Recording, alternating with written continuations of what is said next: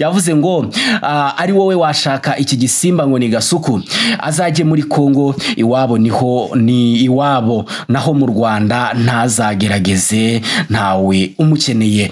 Urumva iyo comment buryo iteye ubwoba cyane. Ni Kigali CNN nkubwira ni kanda subscribe kugira ngo dukomeze tubane mu biganiro byacu bigiye bitandukanye ndetse no muri topic zigiye zitandukanye kugira ngo dukomeze tubane uryoherwa nibyo tuba twakujyaneye. Ntiwibagirwa gukanda like, comment ndetse na share kugira ngo iyi nkuru yacu igere ku bantu benshi cyane. Kuko bisanzwe tuba tubafitiye ibintu byinshi kandi byiza ndetse niyo mpamvu mba nifuza ko mwagumana natwe umunsi ku munsi. None rero reka dutangire gutya. Hano mafite ni post y'uwitwa Ineza 250 yatangiye gutya akora post.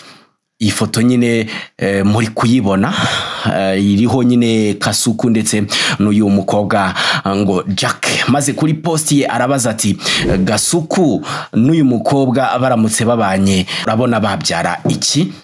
Yego nuko yabajije. Nuvuga ngo ino post ni post bigaragara ko yageze ku bantu benshi cyane bitewe nuko yagize views 1715 kandi akaba ari post imaze akanya gatoya cyangwa se imaze akanya gato, bivuze ko buri bujye kwira uyu munsi igeze ku bantu benshi cyane ndetse ni post imaze kugira like 30, igira retweet 8 ndetse igira na comment 28 mwisaha imwe ishize. Iyi posti igeze hano kuri social media ya X.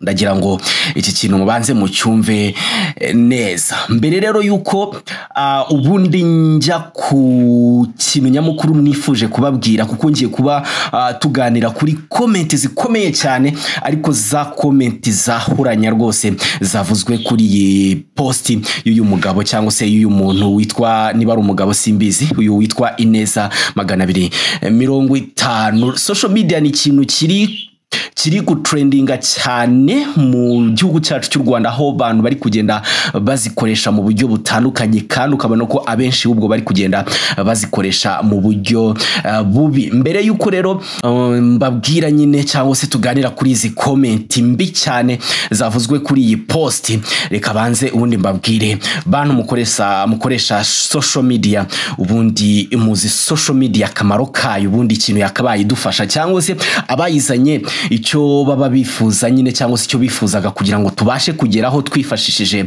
social media. Ubundi umuntu ukoresha social media neza yakaba yazikoresha nibura ni ibintu 4 nibaza cyangwa se ntekereza ko umuntu ukoresha social media yakabaye ari kuyikoreshamo.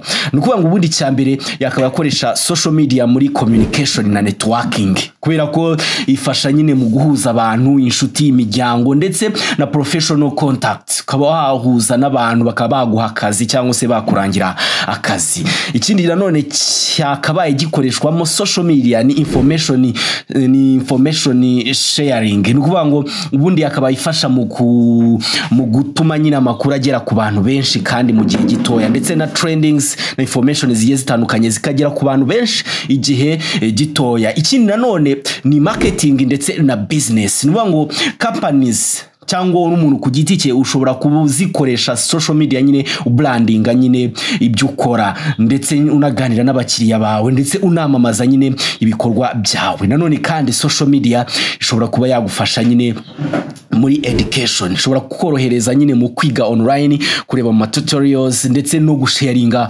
ubumenyi cyangwa se ubwenge. Icyo nibyo bintu nibura bine ntekereza ko social media nibura zakabaye ziri kugirira umumaro abantu cyangwa se abanyarwanda twese twakabaye tuzikoreshamo. Ariko ubu ngubu ziri gukoreshwa mu bintu bibi cyane bifite negative impact kuri societe nyarwanda. Simbizi niba ari mu Rwanda gusa kuko niho nkunda gukurikirana, ariko wenda ku isi hose social media ziri gukora ibintu bibi cyane.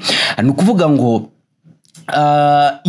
ikintu kibi cyangwa se uburyo bubi noneho ziri gukoreshwa kandi ubona ko biri kugenda by'impacta societe nyarwanda n'uburyo butandukanye rwose. Ubwa mbere dushobora kuvuga wenda nka cyberbullying.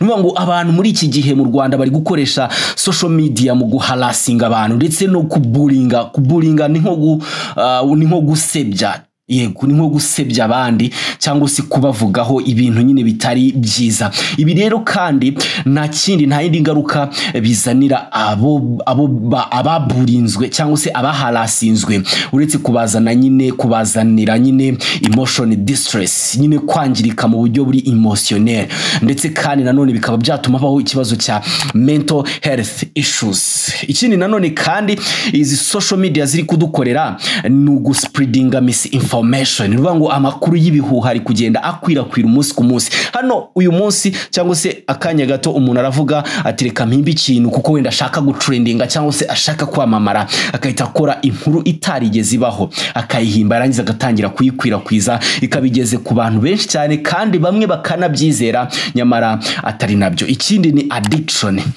cyane cyane mu rubyiruko. Social media iri kubadictinga ku buryo batari kubasha no kwikorera ibintu bishobora kubabyarira umusaruro cyangwa se kubabyarira inyungu. Nanone kandi hari ikibazo cy'uko bikomeje gutyo cyangwa se bikomeje gutya mental health issues zishobora kuba nyinshi cyane, aho dushobora kujya twisanga abantu bafite ibibazo byo mu mutwe bigiye bitandukanye kandi byaraturutse nanone kwikoreshwa nabi rya social media. Nutwo tuntu nari mbanyuriyemo, reka tugaruke ubundi ku ifoto yacu cyangwa se kuri iyi post witwa Ineza 250 ko yise nyine kuri X, aho ya postinze ati Kasuku n'uyu mukobwa nyine, uyu mukobwa batamuzi yitwa Jacky, ati babanye murabona babyara iki. Hano nahisemo rero comment nkeya kugira ngo wumve nyine urwego abanyarwanda bagezemo mu gusubiza ndetse no kurespondinga kuri post zigiye zitandukanye, wumve ko ari ikintu mu gihe gikomeje gutyo gishobora kuzabyara ibintu bikomeye cyane. Umwe yahise avuga, uwitwa Ben niko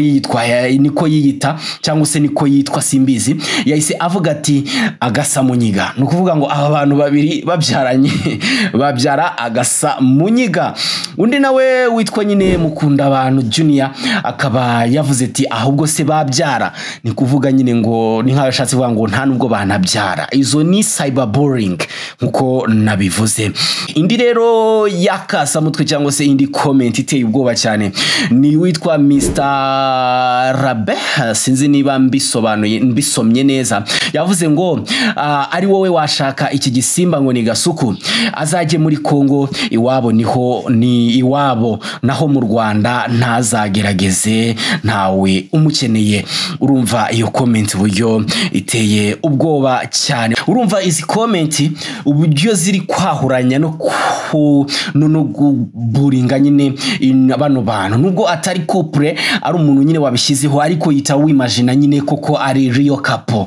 Uburyo nyine iyi couple abantu bajya babona zino comment bashobora rimwe na rimwe kuhita batangira kutumva ibintu kimwe, cyangwa se wenda umwe agatangira kumva koko ibyo bavuga ari byo. Ibi ni ibintu bigenda bigakura ndetse bikanangiza umuntu mu mitekerereze ndetse n'uburyo bwa emotion bugatangira kumwangiza. Hariyo mpamvu mbwira ni banyarwanda mucu ubwenge, mumenye ibyo kuvuga n'ibyo gukorera kuri social media zanyu, dore ko nagiye mbabwira bimwe muri byiza cyangwa se bimwe mu byiza byo gukoresha social media kandi zikakugirira akamaro. Nkeka ko ari nacyo zakorewe nubwo bamwe bari kugenda bazikoresha nabi. Zikoreshe muri communication and networking ndetse no gusharinga information ariko zitari false info, nukuvuga amakuru ya nyayo, ndetse kandi muzikoreshe no muri marketing and business ndetse no muri education. Social media zadufasha cyane. Ni Kigali CNN nkubwira ni kanda subscribe kugira ngo dukomeze tubane mu biganiro byacu bigiye bitandukanye ndetse no muri topic zigiye zitandukanye kugira ngo dukomeze tubane uryoherwa n'ibyo tuba twakujyaneye. Ntiwibagirwa gukanda like, comment ndetse na share kugira ngo iyi nkuru yacu igere ku bantu benshi cyane.